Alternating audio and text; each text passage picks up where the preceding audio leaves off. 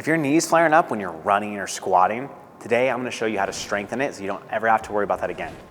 Hi, I'm Dawson with ResetU Fitness, and this is something we actually specialize in. I'm gonna show you a couple of mobility moves because you have to get this bad boy to track correctly, and then some strengthening moves to strengthen the knee so that the knee pain never has to come back.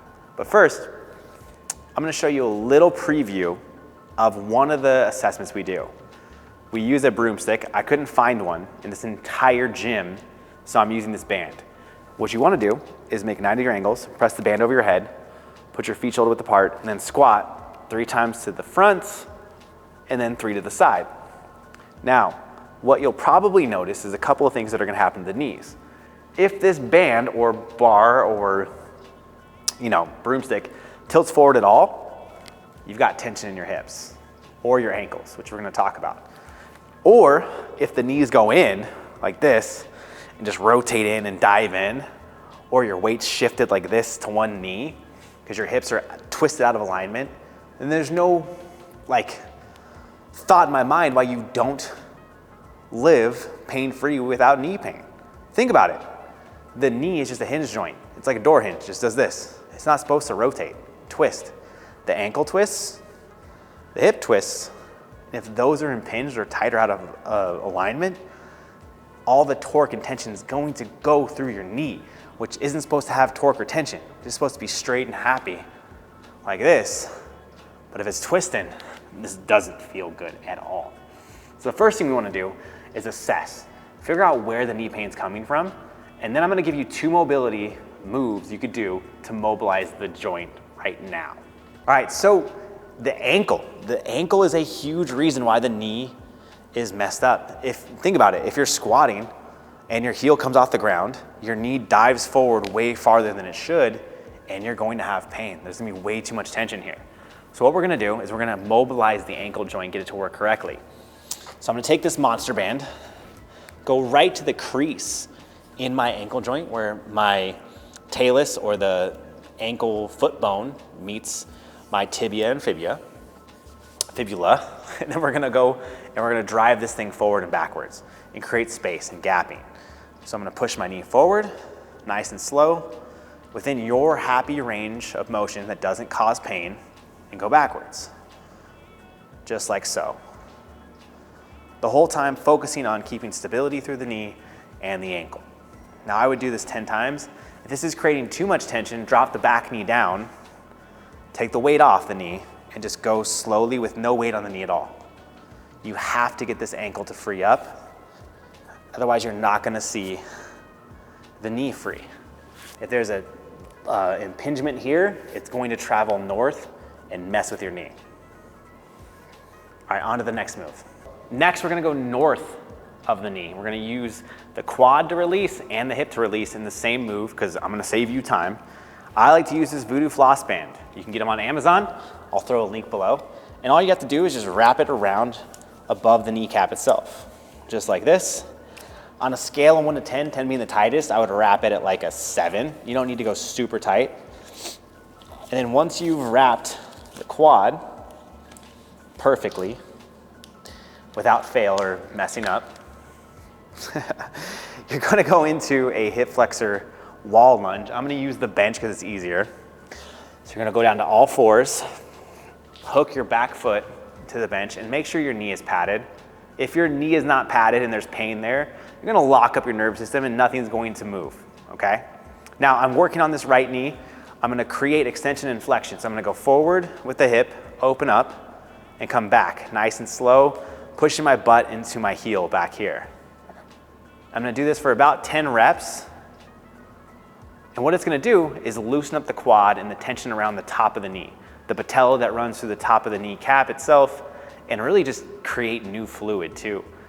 Once you've done this, remember the second area that can cause the knee to get all bound up and everything is the hip. So we're gonna stretch that hip and just do a hip flexor lunge stretch. So arms up, you should feel the stretch back here in the hip and a little bit in the quad. And after about 30 seconds, rotate. Now, once you've done this, we can finally strengthen. First thing we need to do is stabilize the hips. If your hips are out of alignment like this is going to strengthen them, strengthen the glutes, and take a lot of pressure off your knees. What we're gonna do is called an assisted hip airplane. I'm gonna be very specific with showing you how to do this because this is not easy. Now, the first thing you wanna do is hold on to a bar or a wall. We're gonna use a bar for this one. Bend both knees, and then you're going to hip hinge and keep the leg that's in the air, the toes pointed down and the knees pointed down. Don't start twisting like this.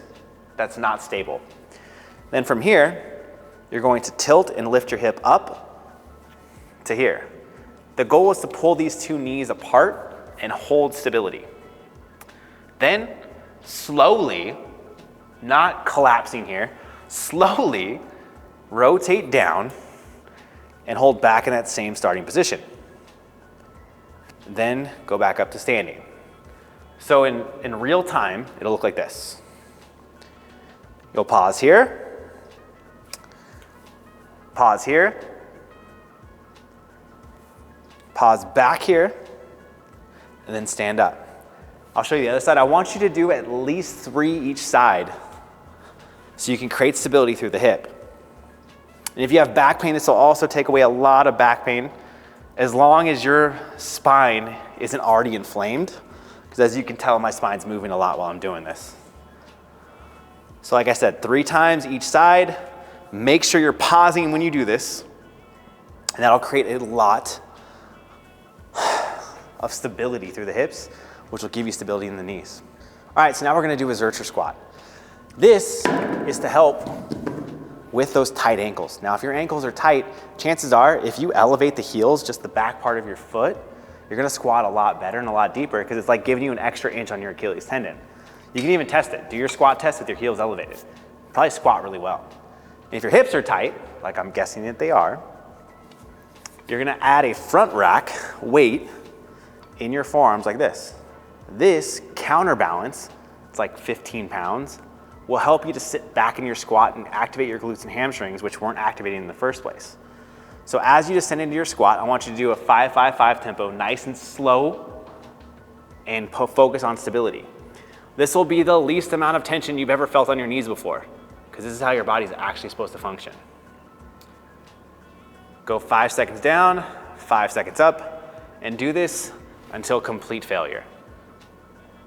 And make sure you keep that tempo. I don't want to see any fast humping like reps that make you look like a rabbit of some sort. Make sure you're going slow, focus on stability. We're trying to strengthen your knees, not create more tension. You got one more. For the last exercise, the shoes have to come off, even if they're barefoot shoes. You gotta feel the ground, you gotta grip it. Get it on these feet. You gotta grip the ground. And it's best if you do this last exercise for knee strengthening with a band and with a mat. That way you can really, really strengthen the feet and the ankle and the knee. Now from here, I want you to focus on this tripod of stability. For your foot, it looks like this triangle from here in your heel to the ball of your foot beneath your big toe and the ball of your foot beneath your pinky toe, creating a nice little stable triangle. You want all of these points of contact to make contact the entire time you're squatting. Now, as we go down, I want you to keep your spine in alignment, only go down as far as you can with your spine in alignment. Put your arms in front for a counterbalance, and you're gonna drive your knees out from your big toes like this.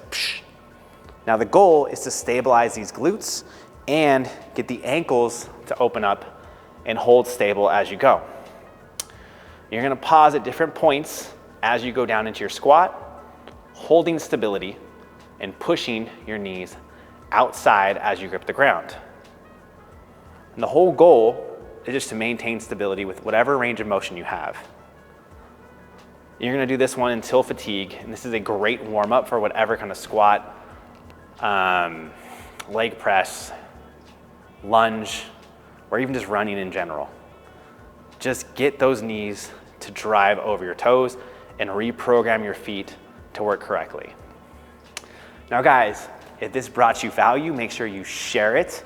If you haven't commented already, let me know how your knees are feeling, and then subscribe. You're gonna miss out on all the other cool shit that we're doing at ResetU if you don't subscribe. See ya.